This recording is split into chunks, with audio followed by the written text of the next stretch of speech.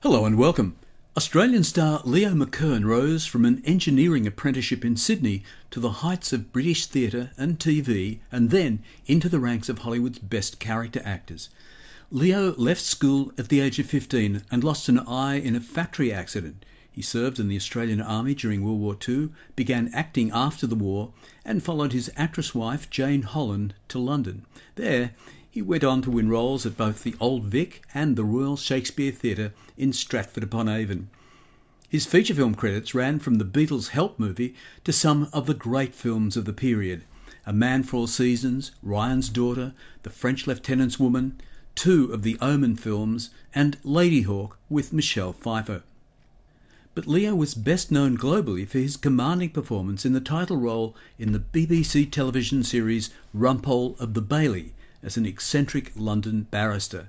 He starred in more than 40 episodes of the series. Leo rarely travelled back to Australia over the 50 years he resided and worked in the UK, as he explains in this rare interview I did with him by phone in 1985, shortly before he began shooting a film with British star Sir Alec Guinness, better known to recent generations as Obi-Wan Kenobi from Star Wars. Now, you're about to head off to Spain, I gather, to do another film. On Sunday. On Sunday? What's the movie? The movie is a television film of Graham Greene's latest novel, Monsignor Quixote. Oh, really? Aha. And who's that? Is that for American or British television? British television. Euston Films, they're called. Oh, I know the company. Yeah. I know. And who else is in the film? Alec Guinness is doing Quixote. Right.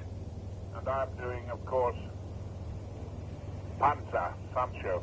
Right. But, of course, it's a modern adaptation. Well, it's not even an adaptation. It is based on the Quixote legend. Right. Right. The Monsignor Quixote is, in fact, a village priest who is made into a Monsignor. He's a very simple character, but his name is Quixote. He thinks he is, well, he assumes he's a descendant, even though the character is fictitious. And Sancho is, in fact, a communist mayor of the village who's just lost his election. Right. So they get into a little old Seat car, you know, one of Yes. those awful 500cc things. Yes. And off they toot around Spain. And they call the car, of course, Rocinante. So there's all sorts of splendid stuff. It's a very good novel. Yes. And, of course, there's a great deal of discussion and argument between them about religion and politics. Right. And art. Who's done the screenplay? And there's all sorts of lovely adventures with the Guardia and with going to see pornographic films, staying overnight in a brothel, and so there's a lot of fun. It sounds like it. Who's done the screenplay? That's been adapted from the novel by Christopher Neame. Yeah. Neame. Neame. Right. Name with an E put into it. Right. Okay. Well, since you did Nighthawk, a Ladyhawke at least, have you done any other films or TV stuff at all? Oh, Lord, yes. I've done a television film for the Americans, and Agatha Christie. It's not the sort of stuff I would usually do, but I couldn't resist it because Bette Davis was in it. Oh, wonderful. What was the name of the film? It's called All Done with Mirrors. Uh-huh. And that was shot in London, I presume, was it? It's an Agatha Christie thing. Well, it was shot on location in a very large, magnificent old country house. Nothing done in studios. It was all location work. Right. And what character was Bette Davis playing? Oh, she's playing one of the characters in the house, you know, whose husband is knocked off. Right. And which of her detective characters? Is it Miss Marple. Oh, and who plays Miss Marple this time? Helen Hayes. Oh, really? Yes, she's done it before. Yes. Excellent cast, then. Yeah, marvellous. Sir John Mills is in it as well. Oh, well, it's an outstanding cast. Don't worry, Inspector. He won't try to escape. He sneaked out of that room once before, ma'am.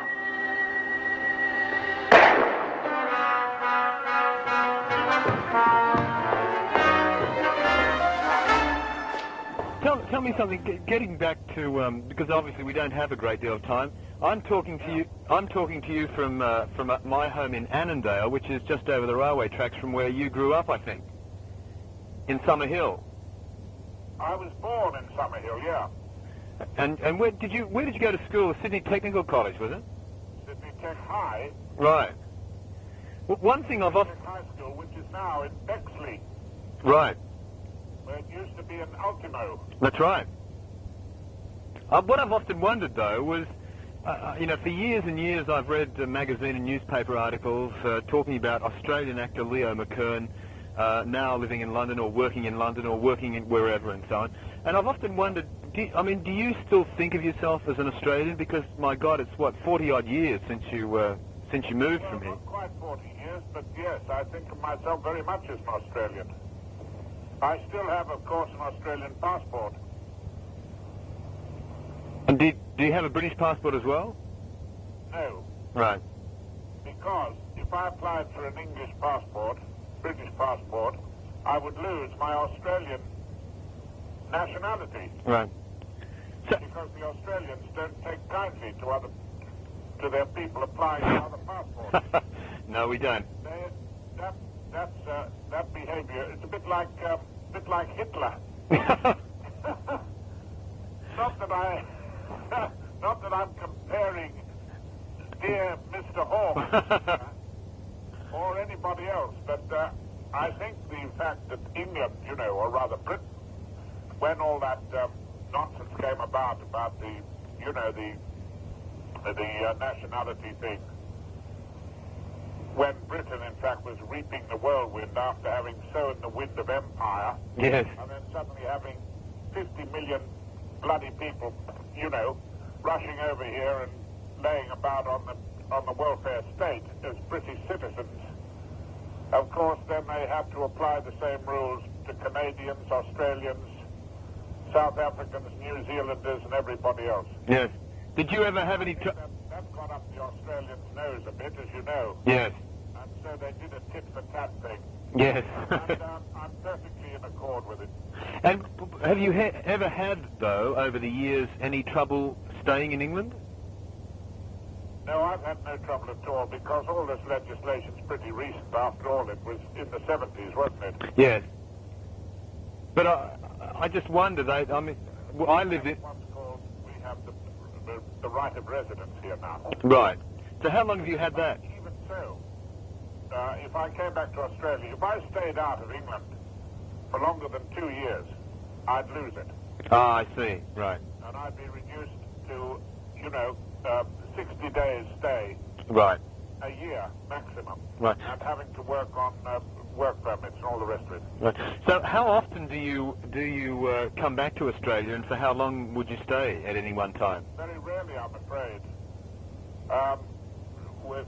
The last time we came back was in '70. I've been through. We passed through it about 4 or 5 years ago.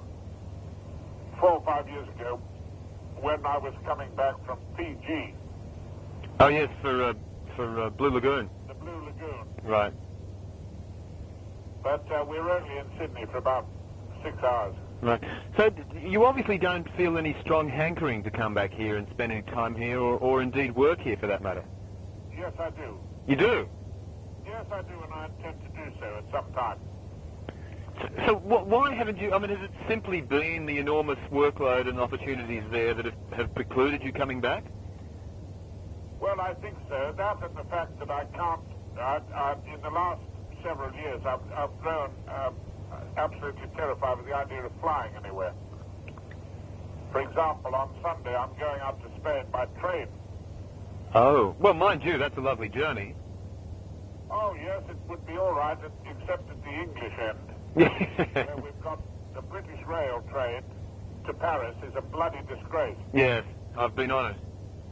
Oh, it's a disgrace. But, I can't bear the thought of flying. well, what? The idea of being 30 hours in the air drives me up the wall. Right. Well, so what turned you off flying? Of course, nowadays, to get out to Australia by boat is well nigh impossible. Yeah. Well, it's not impossible, but it would take time, obviously. Well, it's well nigh impossible. I mean, unless you want to pay 5,000 quid for a one-way trip on the Canberra. Yes. So what turned you off flying? I don't know. I think it's just one of these things. As you grow older, I think it's something that catches up with you. That's all. But is it just the discomfort of being in the plane, or is it fear of flying? No, not at all. It's absolute terror, not just fear. Have you ever had a bad time on a plane? I've had 2 or 3 bad times on planes. Oh, in what sort of circumstances? I don't know whether my book's on sale out there. I wrote a sort of bedside book. Yes, I semi-autobiographical, but very selective, and it's more or less a sort of memoir thing. Well, I know that you wrote it, and I know it's about, but I haven't seen a copy of it. Well, it's called Just Resting. That's right. And in it, there is what I think is a pretty good description of one of the experiences I've had in an aircraft. Well, can you briefly tell me what it was? Oh, well, it's very difficult to tell briefly. But it was several years ago when we were out there with the Stratford Company. If you remember Anthony Quayle, well, maybe you don't. It was probably before you were born. Around about 54. No, I was about 7 or 8 at that stage. Yeah. We came out with the Royal Shakespeare Company, or what is now known as the Royal Shakespeare Company. It used to be called the Shakespeare Memorial Theatre Company.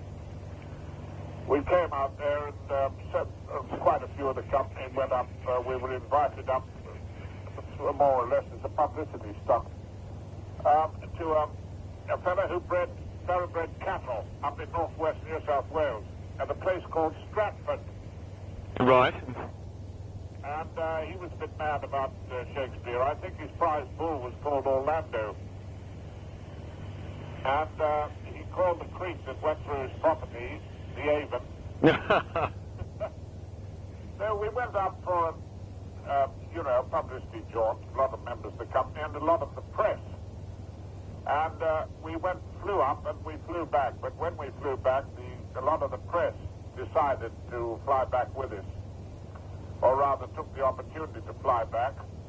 We were flying in an Avro Anson. I don't know if you remember those either. Not terribly well. No, but you had to wind up the undercarriage. Right. And we picked up a few tops off the gum trees as we were taking off. And with a body overloaded with a lot of drunken press people in the back. No drunken actors? Flight on the way all the way down to Sydney, especially as one of the engines played up. Ah. Well, I can well understand then your distaste for flying. Oh, yes, but it wasn't brought about with that. That was a long time ago. I recovered from that. I used to love flying. I adored it. I loved it very much. I think it's very exciting. But nowadays, for some terrifying reason, I just get absolutely panic-stricken. Right. Well, we won't go into that anymore. Let's talk a little bit about Ladyhawke. Now, you said before that one of the roles was something that you wouldn't normally do, and I just kind of feel that Ladyhawke wasn't... The Agatha Christie. Right. But I just feel that the Ladyhawke role was one that I was slightly surprised to find you in. Yeah? Why? I don't know. I thought... Why, do you think I should be playing Rumpole all the time, Dave? Certainly not. Certainly not. Oh, heavens, no. No. I mean, well, firstly, I think because it's a relatively small role. Yeah. And I suppose I expected to be bigger when we first saw you on the screen. I thought, oh, well, this will be interesting. I'll see how far this goes. No criticism of the role. It was something that it was a bit of a surprise for me.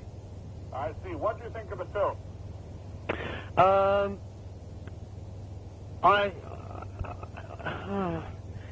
Well, to be quite honest, I think it's a little bit stagey at times. Yeah. And I'm looking at it purely as a commercial project. I'm not sure whether that sort of thing is really going to have an appeal these days. But it's a nice idea.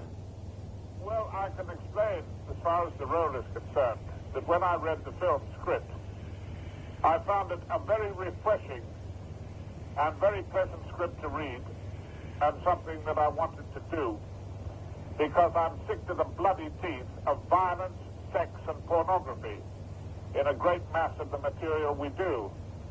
And a lot of people don't find anything else acceptable. But I found this such a refreshingly simple thing, full of adventure and full of something that is fast losing its meaning, like things like loyalty and patriotism.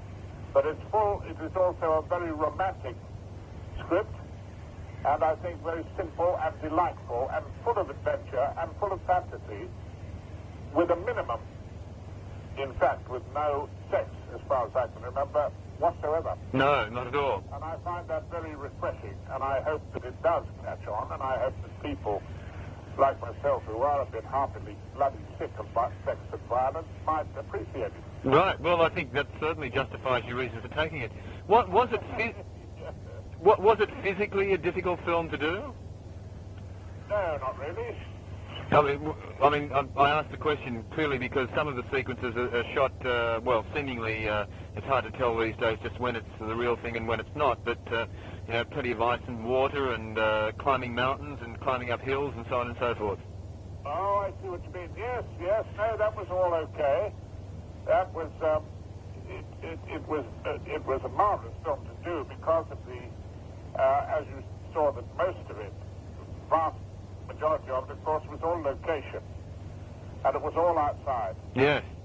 Except for the interior of the cathedral, which, of course, was done in the studios in Rome. Yes, I understand. It was most enjoyable. I mean, we went all over Italy. We travelled everywhere.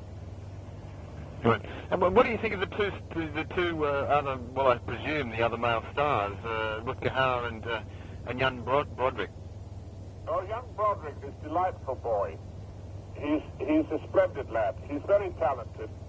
He had quite a famous father, Lee Broderick, I think his name. Yeah. He died pretty early, I think, in his 50s. Yep. Broderick is a delightful boy. He's highly intelligent and very gifted, I think. He's just got some marvelous notices. He's running in a play on Broadway at the moment.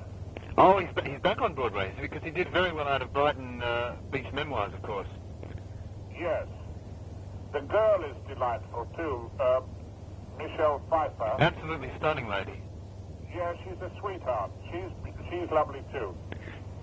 The Dutch actor, Hauer,